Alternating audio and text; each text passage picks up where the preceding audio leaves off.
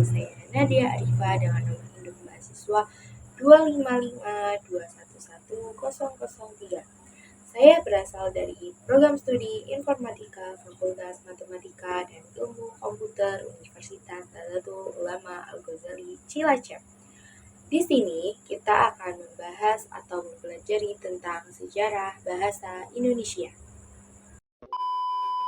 Pertama-tama kita akan membahas tentang zaman sejarah bahasa Indonesia yang terbagi menjadi 4 masa. Yang pertama ada masa kerajaan. Pada zaman kerajaan Sriwijaya 680 Masehi terdapat prasasti. Yang pertama ada prasasti Kedukan Bukit di Palembang pada tahun 683 Masehi. Yang kedua ada prasasti Talang Tuo di Palembang pada tahun 684 Masehi. Yang ketiga ada prasasti Kota Kapur di Bangka Barat pada tahun 686 Masehi. Yang keempat ada prasasti Karangbahi Bangko yang terdapat di Merangi, Jambi pada tahun 688 Masehi. Yang terakhir terdapat tulisan di batu nisan di Minyak 7 Aceh di tahun 1380 Masehi. Sejarah bahasa Indonesia yang kedua adalah masa kolonial Belanda. Naskah atau daftar kata yang disusun oleh Pigafetta pada tahun 1522 yang berlanjut pengakuan dan pada tahun 1631 yang mendirikan sekolah di Nusantara yang terbentuk dengan bahasa pengantar. Pemerintah kolonial Belanda mengeluarkan surat keputusan KB 1871 nomor 104 yang menyatakan bahwa pengajaran di sekolah Bumi Putra diberi dalam bahasa daerah kalau tidak menggunakan bahasa Melayu.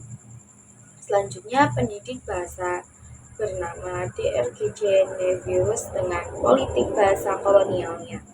Abdul Muiz dalam roman Salah Asuhan pada tokoh Hanafi meminta diakui sebagai orang Belanda atau bahasa Indonesia dibatasi atau akan dihilangkan. Zaman sejarah bahasa Indonesia yang ketiga yaitu perjuangan kemerdekaan atau pergerakan seperti Sumpah Pemuda 28 Oktober 1928.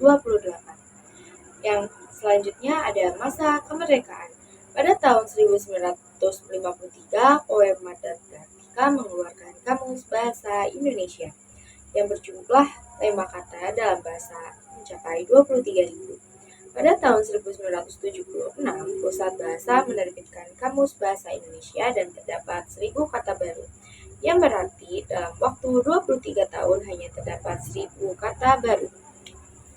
Pada tahun 1988 terjadi loncatan yang luar biasa dari 24.000 kata telah berkembang menjadi 62.000. Selanjutnya, bekerja sama dengan Dewan Bahasa dan Pustaka Brunei berhasil dibuat 340.000 istilah.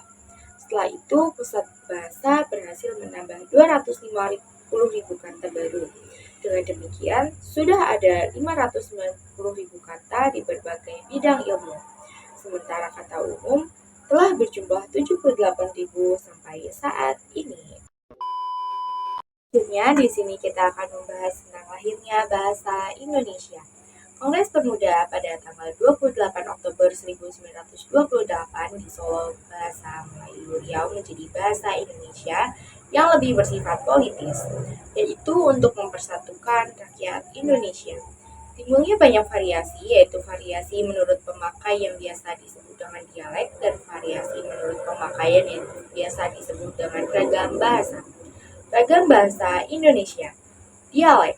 Dialek terbagi menjadi 4, yaitu pertama dialek regional, yaitu dialek yang digunakan di daerah tertentu atau variasi bahasa yang dipengaruhi oleh perbedaan wilayah atau letak geografis. Seperti contohnya, setiap daerah memiliki ciri khasnya masing-masing.